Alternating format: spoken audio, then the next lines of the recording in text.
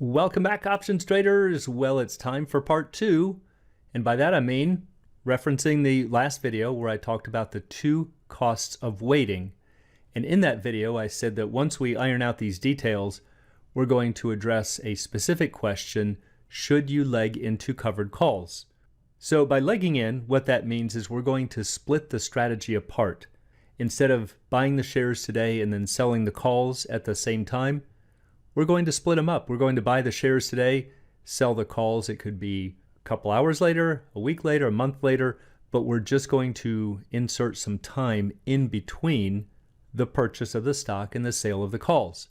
And the reason that traders like to do this is that they feel it makes sense because they can get more money for the calls. They're pretty confident that this stock price is going to rise. So let's wait for a little bit. And as that stock price rises, we can now get more money for these calls. So the question we're trying to figure out, does that make sense? And are there some points where it no longer makes sense? Lots of different traps to step into with this question. So let's go check it out. Should you leg into covered calls? Before we get started, as always, please click like. Really appreciate it. It is definitely making a difference in promoting the channel.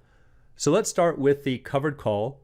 Now, quick side note, you could apply this to a covered call, to a different option if you wanted to buy a longer dated option and sell calls against it. Doesn't really matter. The fact is that we are trying to enter a strategy by splitting it up. That's the big issue. So I'm just going to use the covered call because I think it will be easier to follow. So let's take a look at a simple one. Let's say the stock is currently at 100 and you sell the $100 call for 5. Now, if you do that right now at the same time, buy the stock, sell the call, yes, you could say that your cost basis is 95. And that's because that is the cash outlay today. You have laid out $95 today. That's how much is at risk. And so if you did this strategy right here, this would be your risk graph. As always, here's our band right at 100. That's the strike that we sold. And in this case, because we bought shares for 100 and sold the 100 call, we can't make any money off of the purchase and the sale of the stock. So here we've made all of our profit just from the sale of the option, which is the 5 points. But we still have all of this downside risk. And right here you can see that the break-even point, where this blue line crosses 0, is 95. That is effectively how much we have into the position right now. But as I talked about in the previous video, we have to remember mark to market. And it doesn't really matter that you might have paid 100 for the shares. What matters is what are the shares worth now. So remember that the cost of your shares or the option is the current market price. That is critically important. Now, the reason that I have cost in quotes is because it's what's called an implicit cost. It's not necessarily what you spent for the shares, but it's the current market value, and that's technically what you have at risk. And this is called mark to market, or marking the positions to market. And that's a really good way to keep track of how much you have at risk.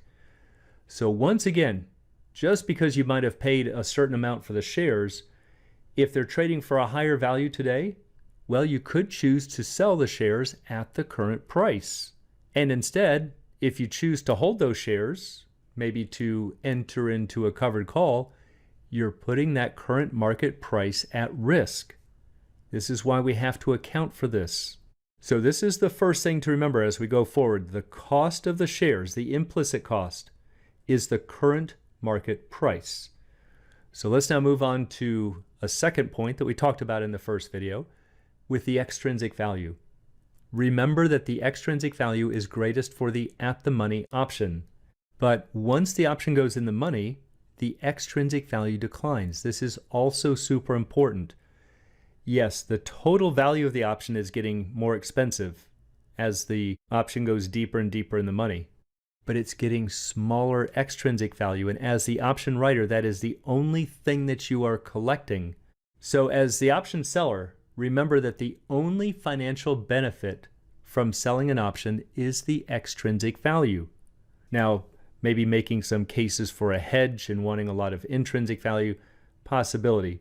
But we're talking about trying to improve your profit and loss. The only thing that's going to do that is the extrinsic value. So if we look at, let's say, a $100 call, this is a graph of extrinsic values. So take a look. Here's the 100 strike, and as the stock price starts moving this way, the extrinsic value starts to climb.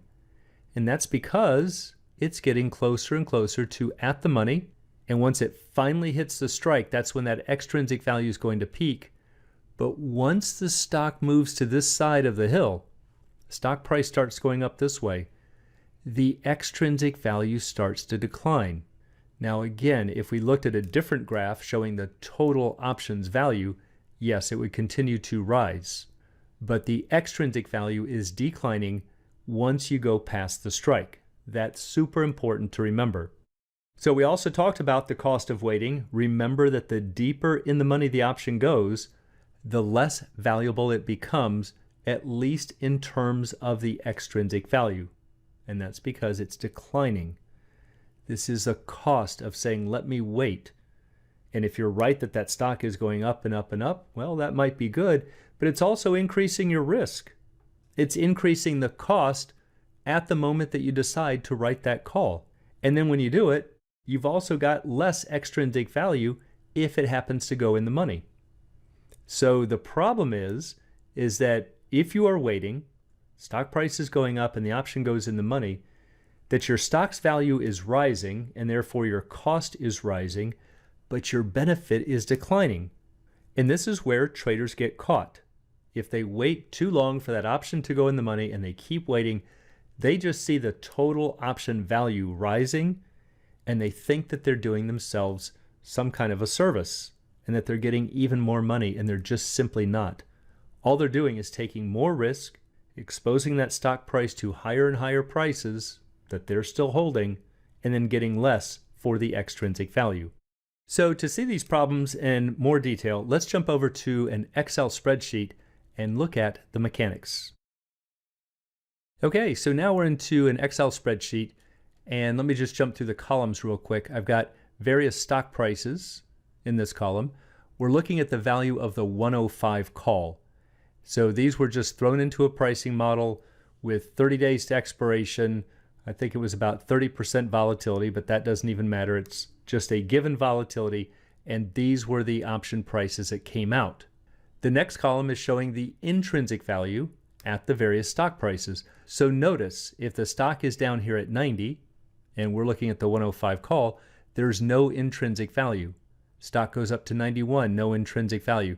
It stays at 0 until you hit past 105. So your intrinsic value is 0, and then right when you hit the strike, which is down here in red, now we start building intrinsic value. So now we go 1, 2, 3, 4, and so on all the way up. Each dollar increase is throwing one more dollar of intrinsic value into the option. Now let's take a look at the extrinsic values. This is the option value right here. So that would be the same all the way up to the 105 strike. So in other words, this column and this column are exactly the same until we get past the 105 strike. What happens now? See how the option went from 311 to 360 to 414? Yes, the option is getting more and more valuable in total as the stock price is rising. But look at the extrinsic value. If we start backing out the extrinsic value, so for here, yes, you might say that the option's worth 414, but we have to subtract out the dollar's worth of intrinsic value. We really only have 314 of extrinsic. If the stock comes all the way up here to 108, maybe you say, I'm going to wait, see if that stock gets up to 108. Yes, that $100 call might be trading for $535. Looks like you did yourself a really good service, because you might say, well, I could have only gotten $360 back here. The problem is there's also $3 of intrinsic value that doesn't count. All you're getting to you in terms of a financial gain is $235. And so you could have gotten $360. So just understand that this extrinsic value is accounting for the total options price minus any intrinsic value. In this column, we have what I call the marginal cost. We just, in finance and economics, marginal just means the additional. And what we're saying is that you are exposed to a $1 additional cost every time the stock price moves $1. right? If it goes from 91 to 92, that's $1 extra in the value of that stock, and therefore it's an added risk. Doesn't matter what you paid for it. It's now worth 92 and 93, 94. So as you're waiting for this stock price to climb, remember that was the initial premise. Maybe I bought the shares back here. I'm going to wait for it to rise before I write this call. But as you do that, your risk is increasing, because instead of selling those shares and capturing the gain, you're saying, nope, I want to just continue holding the shares and now write the call. Over here, in the next column, we have what's called the marginal benefit. So that's just the additional benefit by waiting for one more jump in the stock's price. So if I could have gotten, let's say, 23 cents here back when the stock was 92, and I wait for a $1 move to 30 cents, that's about a 7 cents. These are all rounded, so that's going to show about 8 cents. But that's just the difference between those two option prices. If I wait from here to here, from 30 to 40, that's an extra 10 cents. So that's what it means to be a marginal benefit. How much extra money are you getting if you wait for the stock to move one more dollar? Now also keep in mind that we're keeping time the same. This is assuming that this stock is just running straight up like this and that time isn't going by. That's actually just going to make these results even worse. So let's take a look at this column right here of the extrinsic values. This is what we saw in the presentation. The extrinsic value is increasing as the stock moves closer to the strike. Once we go around the corner, the extrinsic value is falling, even though the options price is rising. That's hard for some people to understand. Yes, this column right here does nothing but get bigger. But the extrinsic value does a flip on you. It's increasing through there, and then it's decreasing through here. And that's what you're seeing in this chart. So the thing that you want to start putting together is that if you wait, what's happening? Your cost is increasing because the stock price is going up, and the amount that you're receiving is going down. It's the extrinsic value. So as we talked about in the first video, I can also figure that out by taking the current stock price minus the options price. And that way the intrinsic value just kind of comes out in the wash. And that's what this column is right here. And look what's happening. This is interesting.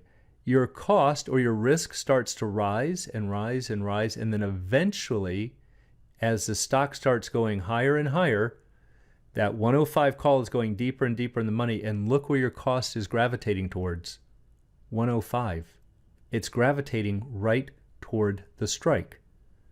So what this means is that, yes, if you want to make a small argument that if it's an out-of-the-money option and you want to wait for a little bit, of course that means you have to be right, that you could make an argument, though, that it would be beneficial to wait. But once that option goes in the money, all you're doing is taking extra risk. Every time that stock rises $1, it's one more dollar's worth of risk, because now that stock could fall and you don't have any kind of a hedge on it. And yet all you're doing is getting less and less and less extrinsic value. And as we showed in the first video, if you go to an extreme and go super deep in the money, then you're paying $1 to receive $1, and it's just having no effect. And that's what's happening here. This final column is showing the return. It's just the extrinsic value divided by the stock's price, not the price you paid, but the stock's price. And so you can see that it starts down here at real low values, or 0, 1%, 2%. Then we max out right here at the money. These all look like they're tied, but if we expanded the decimals, you'd see that the maximum was right here at the money. And then we start to decline again. So this is really the essence of the last two videos, that if you are going to wait to sell an option, you need to do it before it becomes at the money. But even then you have to weigh, is it worth taking all of these extra dollars worth of risk?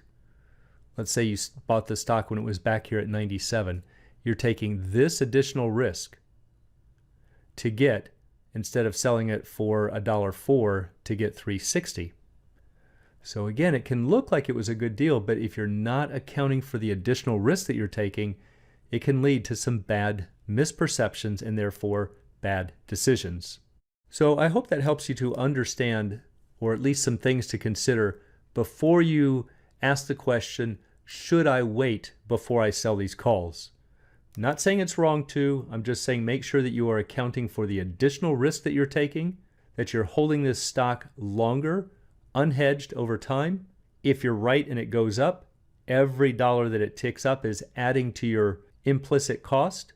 And then if the stock ever crosses that strike price, it's becoming a worse deal for you. So again, those are some little insights to keep in mind if you're going to decide to wait before selling calls. And so for anyone who'd like to learn more about the art and science of options trading, please check out the Alpha Trader course, Strategy Lab, and a technical analysis course. It's all at optionsatoz.com. Also, please join us on the YouTube channel, Options A to Z's Facebook trading group, and you can find a link in the description below.